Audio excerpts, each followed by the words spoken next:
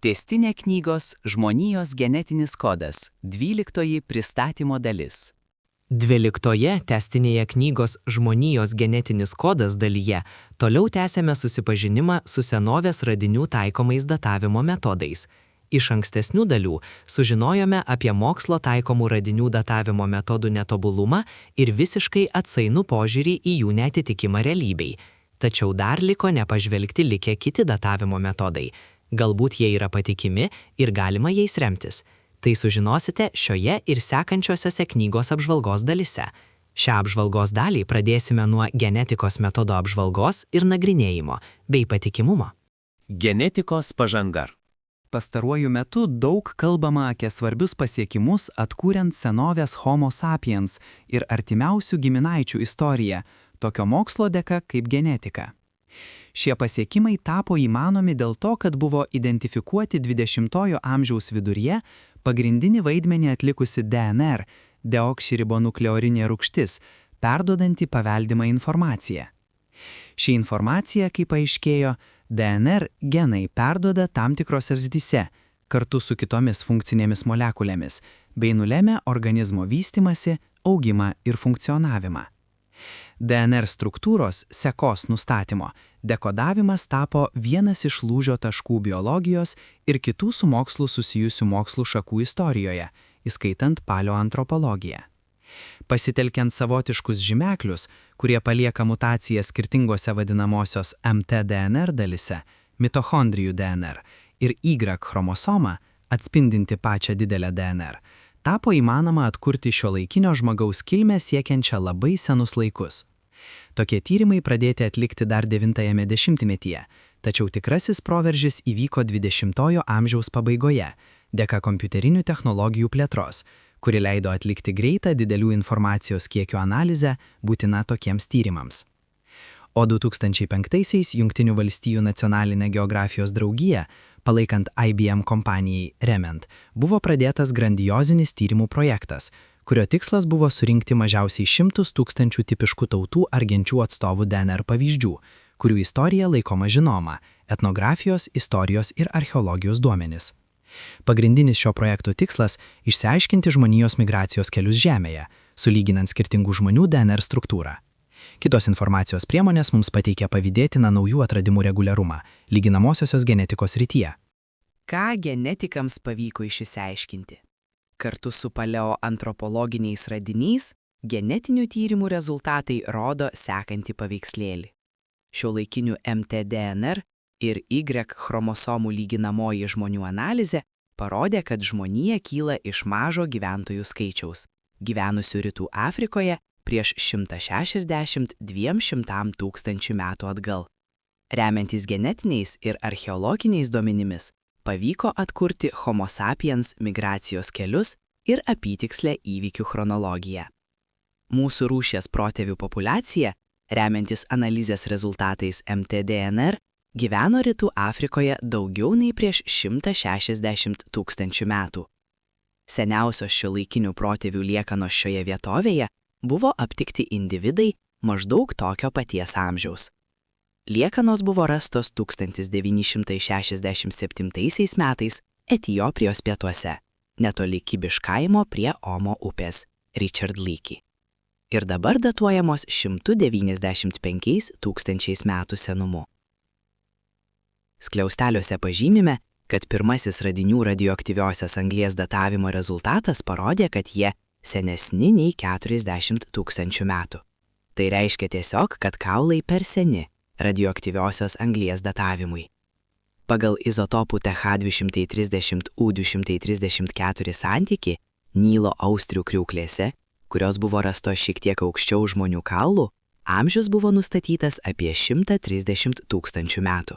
Bet šie duomenys net jų autorių buvo laikomi labai nepatikimais. Vėliau buvo atliktas rastų 2 sluoksnių vulkaninių pelenų datavimas, iš kurių vienas sluoksnis buvo tiesiai po radiniais, o kitas žymiai aukščiau. Apatinio sluoksnio amžius buvo nustatomas argono izotopų metodu ir buvo nustatyta, kad jis lygus 196 + -2 tūkstančiams metų. Viršutinis 104 + -1 tūkstantis metų. Priimta reikšmė grindžiama lyginamoja stratigrafija su nuosėdinėmis sankopomis Nilo žiotėse esančių daugiau nei už 1000 kilometrų nuo atradimo vietos. Tarp kitko, tikrasias datavimo metodų paklaidas jau aiškinamės anksčiau. Kruopštus skeleto palaikų tyrimas patvirtino, kad palaikų savininkai buvo anatomiškai modernūs žmonės, tai yra neginčijami Homo sapiens rūšies atstovai, bet su atskirais archaiškais bruožais, kurie juos jungia su neandertaliečiais. Šie senovės Homo sapiens kultūroje jokių būdų nebuvo pranašesni už savo ankstyvuosius bendramžius neandertaliečius iš Europos. Abu turėjo maždaug tą pačią akmeninę pramonę. Jokių charakteringų kokio nors žmogiškumo kaip dvasingumas tarp Homo požymių nebuvo rasta, kaip ir pačių kultūros požymių.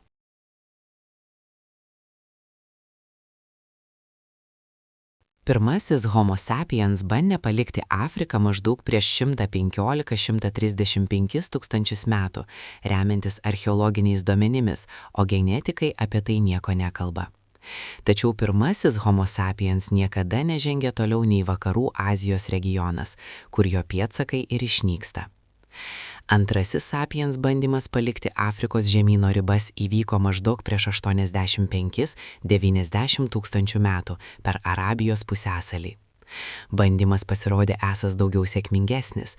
Iš šios nedidelės emigrantų grupės vėliau atsirado visa ne Afrikos žmonija. Ir sapiens toliau migravo į rytus, palei Azijos pakrantės pietinę pusę. Maždaug prieš 74 tūkstančius metų įvyko didžiulis Tobos ugnikalnio Sumatroje išsiveržimas, šiuolaikinės Indijos teritorija ir Pakistanas, kuris padengė aplinką kelių metrų storio pelenų sluoksniu. Išsiveržimas sukėlė staigų atšalimą, kuris truko beveik 1000 metų. Žmonių populiacija smarkiai sumažėjo. Pirmieji radiniai datuojami maždaug tuo pačiu laikotarpiu, rodantis atsirandančią tikro žmogaus dvasinės kultūros atsiradimą. Šie atradimai siejami su anksčiau minėta Stilbejano kultūra Pietų Afrikoje, datuojama 71–72 tūkstančių metų senumu.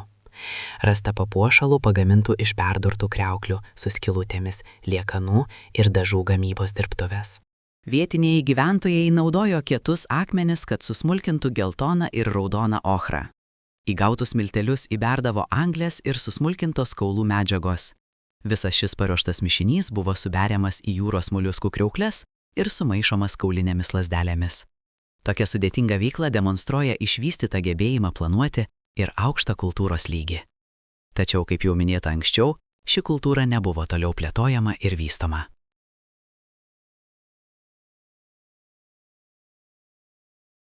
Tuo tarpu sapiens plitimas tęsiasi.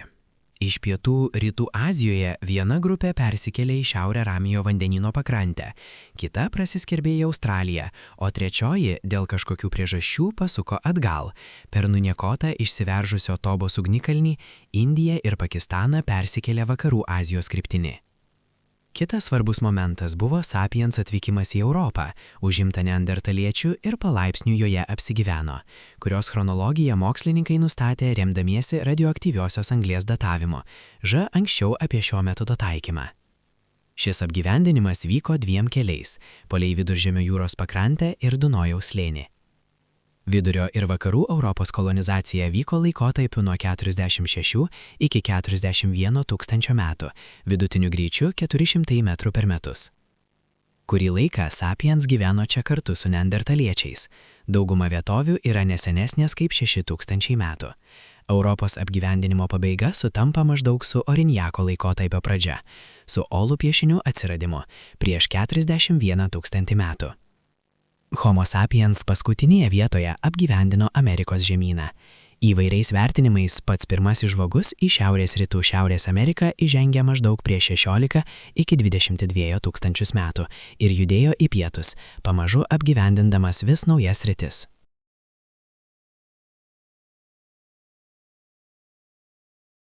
Tūkstantis 997 metais genetikų grupė, vadovaujama M. Krinkso, atliko labai įdomų eksperimentą, praktiškai atverdama naują antropogenezės srities tyrimų erą.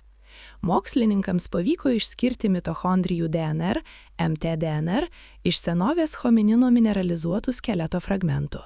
Pirmiausia, visus domino klausimas, koks yra genetinis ryšys tarp neandertaliečių ir šiuolaikinio žmogaus. Norėdami tai išspręsti, reikėjo Düsseldorfo neandertaliečio mtDNR parametrus palyginti su šiuolaikinio žmogaus parametrais. Tai buvo žingsnis į nežinomybę ir visi galėjo tikėtis bet ko, bet rezultatas nustebino visus tyrėjus. Paaiškėjo, kad skirtumas tarp neandertaliečio ir vidutinio šiuolaikinio žmogaus pavyzdžių yra tiesiog labai didelis. Jis 3 kartus ir daugiau viršija genetinį atstumą tarp bet kurių šių dviejų šiuolaikinės žmonijos rasių atstovų – A. Zubovas, akmens amžiaus Kolumbas, kai buvo apgyvendinta mūsų planeta. Prieš šiuos tyrimus antropologiniai tyrimai linko prie vadinamosios transformacijos hipotezės, tai yra neandertaliečio transformacijos, virsmo į šiuolaikinį žmogų. 1965 metais Becampelas netgi pasiūlė įtraukti neandertaliečius į Homo sapiens rūšį, kaip neandertaliečių Homo sapiens porūšį. Ir 20 amžiaus pabaigos darbai lėmė išvadą apie ryšio artumą tarp neandertaliečių ir sapiens, nors tarp mokslininkų taip pat buvo skeptikų dėl tokių išvadų. Tačiau genetinės analizės rezultatai išstūmė neandertalietį iš tiesioginio šiuolaikinio žmogaus protėvio pozicijos. Taigi dabar beveik visi antropologai neandertaliečius laiko atskirą rūšimi ir jie mano, kad jis buvo mūsų tolimas giminaitis, bet jis nebuvo mūsų protėvis. Minėtame Mkringso eksperimente su mitochondrijų DNR tapo įmanoma nustatyti šakų, rūšių, išsiskyrimo, atsiskyrimo laiką tarp neandertaliečio ir šiuolaikinio žmogaus. Rezultatas buvo šokiruojantis tyrėjų vaizduotę. Paaiškėjo, kad neandertaliečių šaka atsiskyrė nuo bendros šaknies su Homo sapiens prieš 555–690 tūkstančius metų.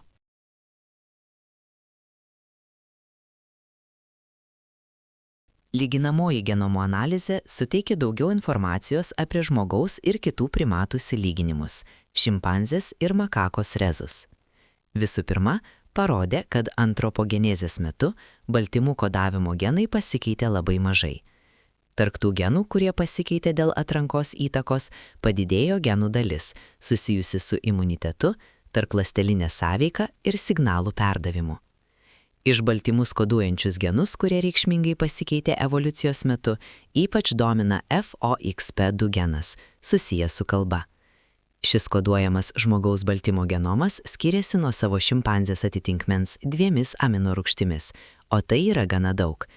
Yra žinoma, kad mutacijos susijusios su FOXP2 genu gali sukelti rimtų kalbos sutrikimų. Tai leido teigti, kad 2 aminorūgščių pakeitimas kažkaip susijęs su gebėjimu ištarti ir artikuliuoti garsus.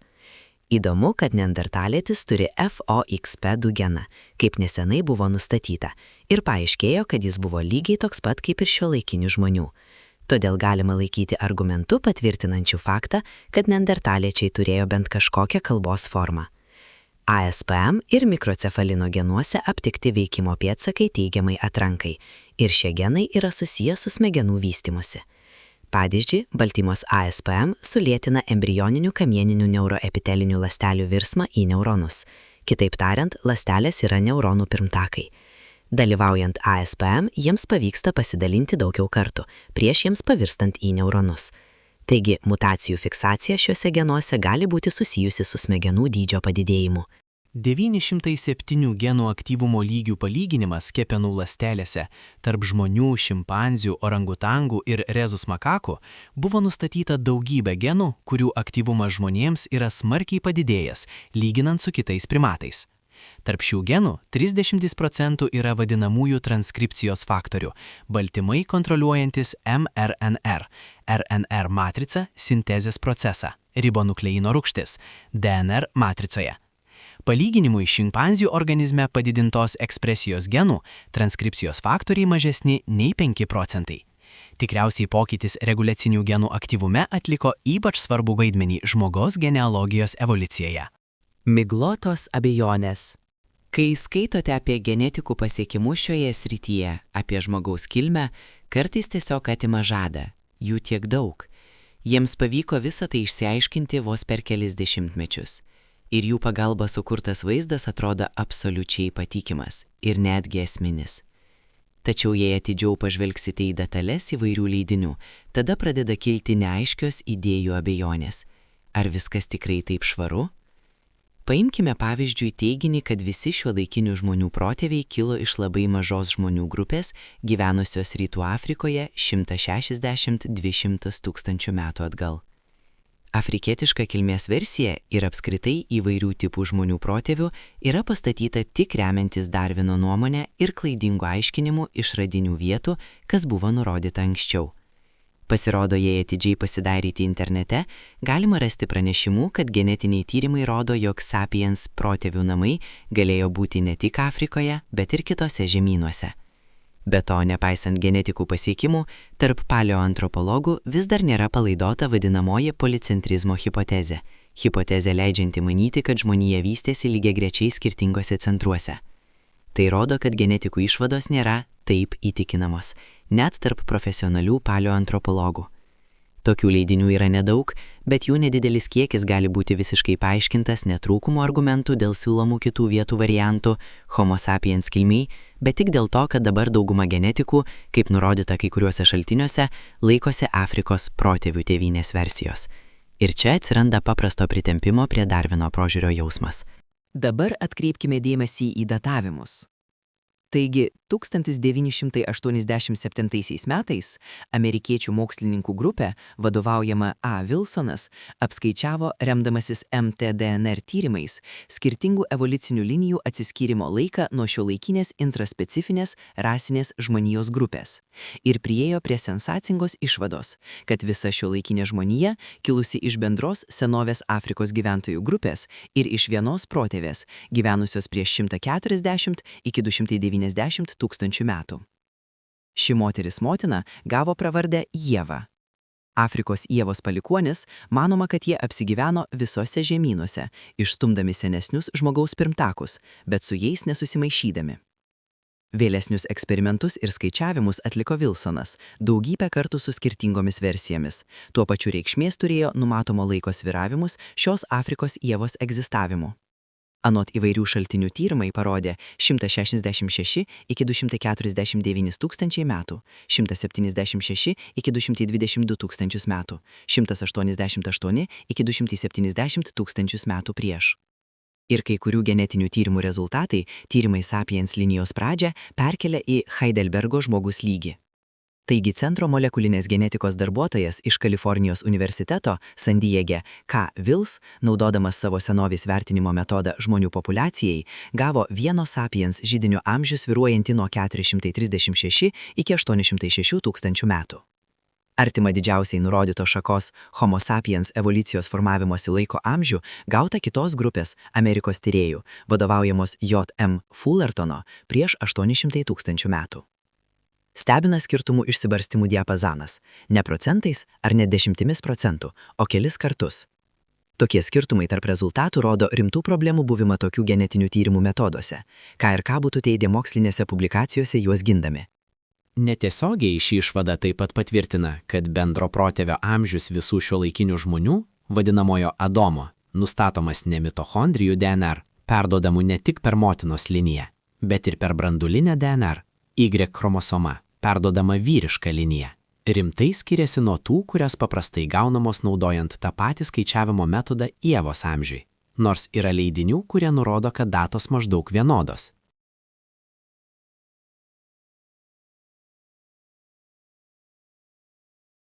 Be to, pastaruoju metu padaugėjo publikacijų, kur keliama rimta kritika taikomai Ievos mitochondrijų hipotezei ne tik iš antropologų, bet ir iš pačių genetikų.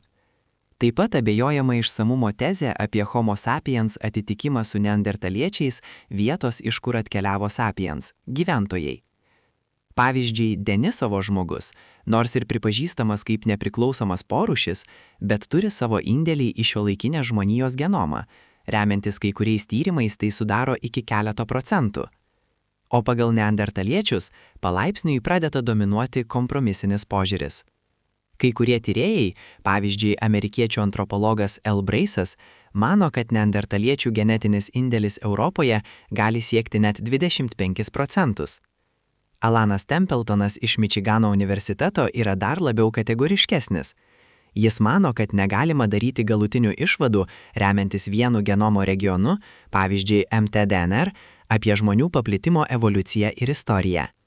Tokioms išvadoms reikalinga išsami daugelio skirtingų veiksnių analizė iš regionų genomų. Templetonas teigia, kad nei viename iš jų nėra nieko stebinančio nei Adome, nei Evoje, nes bet kurios homologiškos, maždaug panašios, DNR atkarpos neišvengiamai susilieja kažkur praeityje į vieną tašką, tai yra į vieną protėvių DNR molekulę. Ir šis taškas nebūtinai sutampa su rūšies atsiradimo momentu. Be to, jei imsime skirtingus homologiškus DNR regionus, kiekvienas iš jų duos savo, skirtingą nuo kitų, konvergencijos tašką. Templetonas parodė, kad numatomas konvergencijos evoliucinio medžio laikas, sukurtas atskirai sričiai DNR, tam tikrų momentų priklauso nuo sričių kopijų skaičiaus. Šis sritis yra ląstelėse. Sakykime, kad mtDNR ir Y chromosoma susilieja, kaip pastebi genetikai, prieš 150–160 tūkstančių metų. Ir tarkime, X chromosomos regionai, užimantis tarpinę pozicijos, moteris turi jų 2 egzempliorius, vyras tik 1, susiliejo dar. Anksčiau nei prieš 2 milijonus metų. Taip pat yra sričių, kurios susilieja į kitas. Dar seniau nei išsiskyrė žmonių ir šimpanzių evoliucijos linijos. Remiantis Templetono tyrimais, yra 3 DNR dalys išlikusios iš po senovės paplitimo iš Afrikos bangos pėdsakų, maždaug prieš 1,9 milijono metų. Iš tiesų tai reiškia, kad mūsų venomis teka senovės Azijos archantropų kraujas. 7 DNR sekos rodo antrąjį išėjimą iš Afrikos maždaug prieš 650 tūkstančių metų, vadinamasis Ašelio periodas. Šios bangos atstovai taip pat yra mūsų tiesioginiai protėviai. Galiausiai dar 5 DNR regionai, įskaitant mtDNR ir Y chromosomą, patvirtina trečiąjį paplitimą iš Afrikos. Be to, Templetono duomenys rodo, kad genų mainai tarp Eurazijos ir Afrikos gyventojų protėvių beveik niekada nesustojo, nors ir buvo labai apsunkinti dideliais atstumais. Pasirodo, kad senovės žmonija visai nebuvo paprasta grupė kaip atskira izoliuota populiacija, bet tai buvo santykinai vieninga ir pastovi per pastaruosius 2 milijonus metų. Šios Templetono išvados smarkiai prieštarauja požiūriams šiuo metu dominuojančioms tarp antropologų.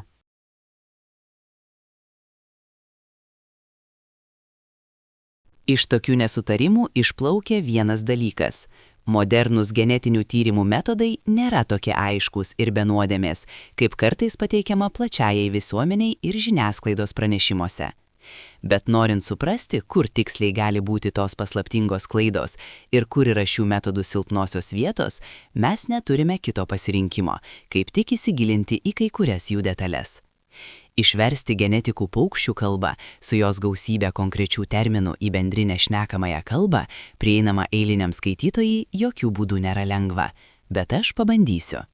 Šiuo tikslu naudosiu toliau pateiktą internete straipsnį iš Ačiū Benko, Adomo sūnus, kur medžiaga pateikiama plačiau, labiau skaitoma forma. Nors net ir su jo pagalba neįmanoma visiškai išvengti vartojamų papildomų terminų. Kai kurios genetinių metodų detalės.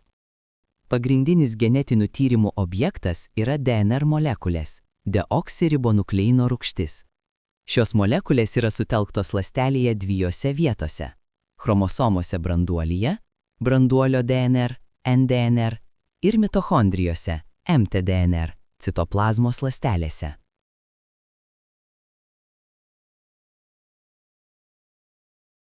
Paveldima informacija yra užkoduota 2 tipų grandinėmis – DNR ir RNR ribonukleinų rūgštis. Abiejų tipų grandinė susideda iš nukleotidų molekulių arba azotobazių 4 tipų – adenino A, guanino G, citozino C ir timino T. Taigi vieną grandinę galima pavaizduoti kaip bet kokią 4 raidžių seką, pavyzdžiui ATC, GG, AC, AAC, visiškai atsitraukiant nuo abiejų cheminių medžiagų elementų prigimties, taip pat ir cheminių jungčių tarp jų tipų. Reikėtų pažymėti, kad bet kuri tokia grandinė turi natūralią cheminę orientaciją, ko aukščiau pateikta paprasta formulė neatspindi. Būtent kiekvienas nukleotidas yra susijęs su savo kaimynu 2 pozicijose – fosfato prisitvirtinimo taške, 5 anglies atomo ciklas, ir savo vietoje OH radikalo prisijungimą, ten, kur yra 3 anglies atomas. Jei nurodytas nukleotidų jungtis žymėsime kaip 5' ir 3', galime tiesiog suformuluoti svarbų faktą. Gretimi nukleotidai gali jungtis tik vienas su kitu skirtingų tipų galais. Tai yra vienos grandinės 3' galo gali prijungti kito 5' galą ir atvirkščiai. Bet tarp 5'5' jungčių ir 3'3' tai yra neįmanoma. Naudodami šiuos žymėjimus, kalbame apie 5' arba 3' visos grandinės gale ir įrašus pavyzdžiui taip: 5' ATC, GG, AC, AAC. Jei sutikti su raidžių žymėjimu, grandinės prasideda nuo 5 pabaigos, tai 5' ir 3' žymėjimus galima praleisti. Atkreipkite dėmesį, kad grandinių orientacija yra svarbi ne tik kaip natūralus būdas jas organizuoti, bet ir todėl, kad yra atsižvelgiama į pačios gamtos perdavimo procesus genetinėje informacijoje. Naują grandinę galima sukurti tik kryptimi nuo 5 iki 3. Jei RNR yra viena nukleotidų grandinė, tai DNR yra dviguba grandinė. Tiksliau, dvi grandinės sujungos viena su kita vadinamojų papildomumo palaikymu – papildomybės. Taigi C yra G papildinys, G yra C papildinys, A yra T papildinys, o T yra A papildinys. Kitaip tariant, adeninas jungiasi tik su timinu, guaninas tik su citozinu.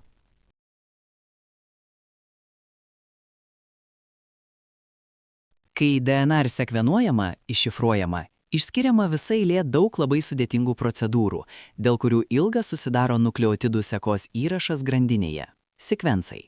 Šie įrašai dabar prieinami keliais formatais ir yra saugomi sekvensų duomenų bazėse, iš kurių didžiausias yra GenBank – internetinė saugykla, prieinama tyrėjaus. Žemiau pateiktas tokio fragmento įrašo pavyzdys. Homo sapiens mitochondrion D loop region sample number 1. Gyvo organizmo evoliucijos metu vyksta pokyčiai, mutacijos, kurios vėliau perduodamos paveldėjimu. Paveldima informacija, kaip minėta aukščiau, perduodama per DNR. Taigi dėl to, kad įvyksta mutacijos, pakinta ir DNR struktūra – pokyčiai nukleotidų sekoje. Mutacijų kiekis būtent ir išryškėja tokiuose įrašuose – sekvensuose, dėl sekos skirtumų atspindinčios DNR struktūroje skirtingose žmonėse – gyvūnuose, augaluose ir kitose. Evoliucijos filogenetiniu požiūriu, mutacijos paprastai nurodo skirtumus tarp dviejų sekvensų, pagal kuriuos nustatyta, kad vienas iš jų yra tiesioginis kito žmogaus evoliucinis protėvis. Tarp jų gali būti dešimtis ar net šimtai perdavimų ir dažnai susiduriama su situacija, kai artimų giminaičių sekvensų nerandama ir juos reikia palyginti su pakankamai tolimais giminaičiais, kas priverčia atlikti labai didelę rekonstrukciją su dideliu mutacijų skaičiumi perėjimui nuo protėvių mazgo prie dabartiniu metu gyvenančio tiesioginio palikuonio mazgo. Paaiškinsiu pasakytą paprastu pavyzdžiu. Pagrįsta manyti, kad bendras protėvis 3 sekvensų pozicijos sekų turėjo nukleotidą randamą pas daugumą palikuonių. Bet kuri iš 3 sekų, takson 1, takson 2 ir takson 3, skiriasi nuo savo protėvio bent vieną poziciją. Kitaip tariant, kažkur evoliucijos kelyje nuo AN sekos iki 3 jų palikuonių patyrė mutacijas. Būtent takson 1 ir takson 2 mutavo vienoje pozicijoje, o takson 3 mutavo 2 pozicijose vienu metu. Ačiū Benko, Adomo sūnus. Atkreipkite dėmesį į žodžius pagrįsta manyti aukščiau pateiktoje citatoje. Šiuo atveju nesiginčysiu. Ši prielaida iš tiesų yra pagrįsta. Tačiau visa tai tik spėjimas, o ne aiškiai nustatytas faktas. Ir bet kokia prielaida yra ne tik hipotezė, bet subjektyvi hipotezė. Toliau turėsiu šiek tiek perfrazuoti Ahu Benko, siekiant išvengti nereikalingos specifinės terminologijos. Apsunkinkime užduotį ir paklauskime savęs. Kokia tvarka takson 3 linijoje buvo mutacijų? Atsakyti į šį klausimą, turint tik nurodytą duomenų rinkinį, neįmanoma. Pirma, pavyzdžiui, mutacija gali įvykti 4 pozicijoje nuo galo, o tada 2 nuo galo. Arba ji galėtų būti ir atvirkščia. Pirmiausia 2 nuo galo, o paskui 4. Arba net abi mutacijos galėjo įvykti tuo pačiu metu, kas mažai tikėtina. Tačiau jei mūsų duomenų rinkinyje būtų toks sekvensas – takson 4, tada galima daryti išvadą, kad jie yra pusiaukelėje tarp takson 3 varianto ir bendro protėvio ANC, tik su viena mutavimo pozicija. 2 nuo galo. Taigi, sekvensas takson 4 yra sekvenso takson 3 protėvis, kuris neleidžia abiem gyventi tuo pačiu metu. Nes dabar mes nežiūrime į tikrus organizmus, o tik į jų DNR dalis, kurios gali mutuoti skirtingų greičių.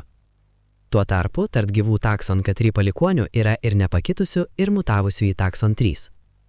Be to, šių dienų tarp gyvų organizmų galima sutikti protėvių tipo Ankh nešiotoje. Nors laikui bėgant skaičius tokių nepakistų, o nešiotojų mažėtų.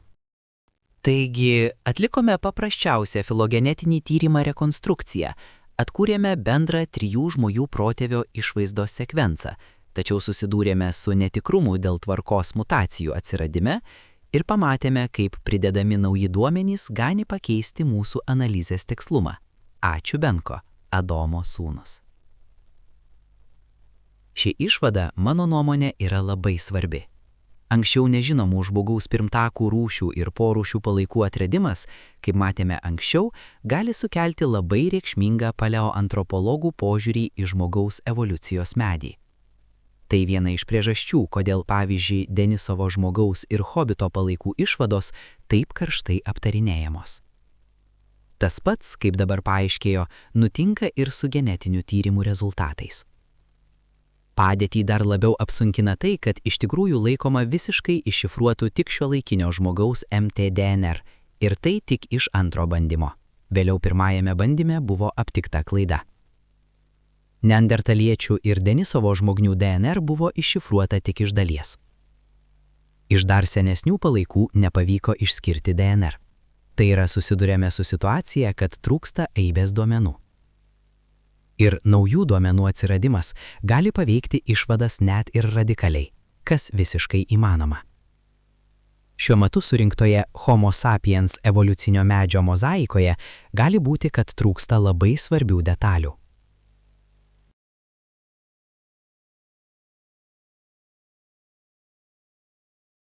Važiuojame toliau.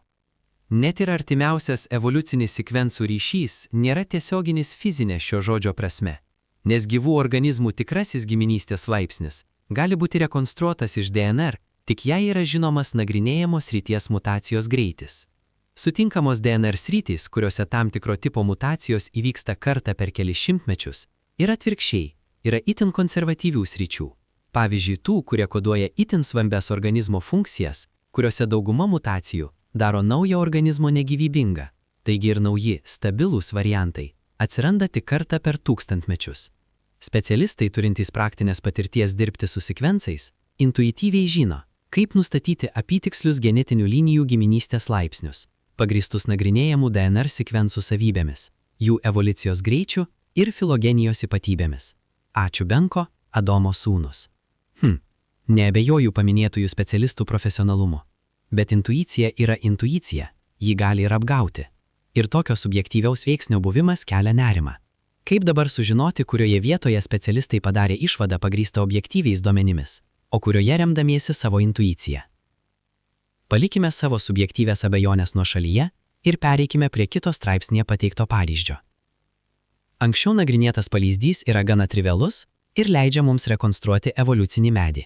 Bet mes pakeisime duomenų rinkinį, išlaikant pirmas 2 sekas ir pridedant 2 naujas. Dabar liko tik 2 besikeičiančios pozicijos vietoj 4, 7 ir 14 nuo pradžių. Tačiau jos turi nemalonę savybę. Jos atstovauja visiems 4 galimiems besikeičiančių nukleotidų deriniams – GT, AC, GC ir AT. Ir kurį iš 4 variantų be pasirinksi protėvių, privalėsime pripažinti, kad bent viena iš pozicijų mutavo 2 kartus. Pavyzdžiui, jei pasirinktas protėvis GT, iš jo galite pagaminti GC su vienu pakeitimu, iš GC AC ir tada AT. Tai yra, 14 pozicijoje buvo perėjimai TCT. Tokiais atvejais sakome, kad buvo vadinamoji homoplazija 7 ir 14 pozicijų poroje, o 14 pozicijoje tarp kitko mutuoja atgal. Jei pasirinksime sekvencą su GC kiek šaknimi, tada homoplazija sukels ne atvirkštinę, o lygiagrečią mutaciją 14 pozicijoje. 2 šakose, nepriklausomai viena nuo kitos, įvyksta C mutacija į T. TCT.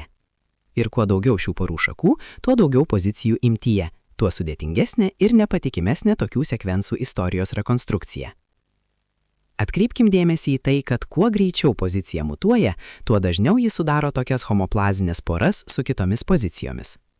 Tikruose pavyzdžiuose homoplazija yra gana dažna ir tokiais atvejais, kai analizuojamos tokio tipo sritys, pavyzdžiui, tandeminiai pasikartojimai, tada beveik kiekviena pozicija arba požymis gali užmegzti homoplazijos santykius su kai kuriomis kitomis pozicijomis, ženklais.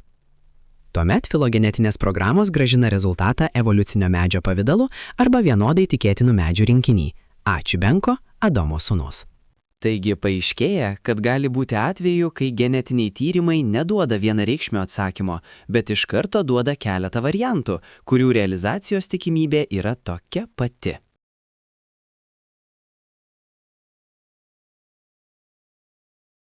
Toliau. Fizinė mutacija visada turi kryptį mutuoti. Viena DNR grandinės būsena pakeičia kitą. Evoliucinis medis taip pat turi šakninį mazgą, iš kurio prasidėjo nagrinėjamos šakos evoliucija, ir lapinius mazgus, kurie yra gyvieji šaknies palikuoniais. Pirmajame aukščiau nagrinėtame pavyzdyje buvo panaudotas paprasčiausias protėvio rekonstravimo metodas. Kiekvienoje pozicijoje buvo pasirinktas daugumoje esantis sekvenso nukleotidas. Tuo pačiu atveju, jei atsižvelgtume į tikrąjį imtį iš didelio skaičiaus sekvensų, aprašytas metodas bus nepriimtinas, nes sunku įsivaizduoti, kad, tarkime, 100 skirtingų rūšių sekvensų išsivystė iš vieno bendro protėvio vienu metu ir nepriklausomai. Visiškai priešingai, tikriausiai pavyzdyje yra tipų, kurie yra artimesni vienas kitam ir atvirkščiai, labiau nutolę vienas nuo kito. Todėl evoliucinis medis gali turėti sudėtingą hierarchinę struktūrą. Priversti dirbti tokiomis sunkiomis sąlygomis, genetikai sukūrė daug formalizuotų metodų medžio struktūros rekonstrukcijai, protėvių, mazgų ir šaknų tipams nustatyti, kurie taikomi tiek mažoms imtims iš keleto sekvensų, taip pat ir imtims iš keleto tūkstančių sekvensų pavyzdžių. Ir žinoma, niekas nedaro tokios sudėtingos analizės rankiniu būdu. Medžių rekonstrukcijai naudojami kompiuteriai, sekvensų mėginiems analizuoti, pagal tam tikrus algoritmus. Ir šiuose algoritmuose reikia atsižvelgti į daugybę papildomų detalių. Dažnai reikia kažkaip surūšiuoti pozicijas pagal juose vykstančių mutacijų dažnį, kad programa galėtų ieškoti medžio, kuris yra labiau tikėtinas žinomų biologinės mutacijos savybėmis požiūriu. Todėl molekulinių duomenų išankstinis apdorojimas būtinai turi apimti sekvensų kaip nukleotidų analizę. Be to, daugeliui metodų reikalingi duomenys apie santykinę vieno nukleotido perėjimo su tikimybė į kitą ir kiekvienai pozicijai atskirai. A. Hubenko, Adomo sūnus. Aukščiau pateiktos frazės yra formalizuoti metodai, algoritmų naudojimas, pozicijų reitingavimas, vieno nukleotido perėjimo į kitą tikimybę. Reiškia ne tik sprendimo dviprasmybę, kaip ir paskutinę frazę, bet daro ir stipriausią įtaką, kaip subjektyvus veiksnys. Juk visą tai daro žmogus. O metodai su algoritmais kūria ir reitinguoja pozicijas ir netgi įvertina perėjimo tikimybę. Tokiu būdu kompiuterių naudojimas ne tik nepagerina situacijos, bet priešingai, tik pablogina ją. Paprastas žmogus dažnai priima išvadas gautas panaudojant kompiuterius kaip beveik tiesą, o kompiuterinio modeliavimo rezultatus beveik kaip patikimai nustatytą faktą. Dėl tokios iliuzijos kalti dėja taip pat ir daugelis tų, kurie save laiko mokslininkų bendruomenės dalimi. Kompiuteris iš tikrųjų neturi jokių subjektyvių preferencijų. Jis daro tai, ką jam uždavė asmuo – programuotojas, modelių kūrėjas arba kažkas, kas nustatė pradinį skaičiavimo algoritmą. Jų kompiuteris neturi jokio savo intelekto. Ką įdedi į kompiuterį, tą jie gausi. Visos subjektyvios žmogiškos klaidos, kurias patenka į programą, kompiuteris jas išsaugo skaičiavimų metu.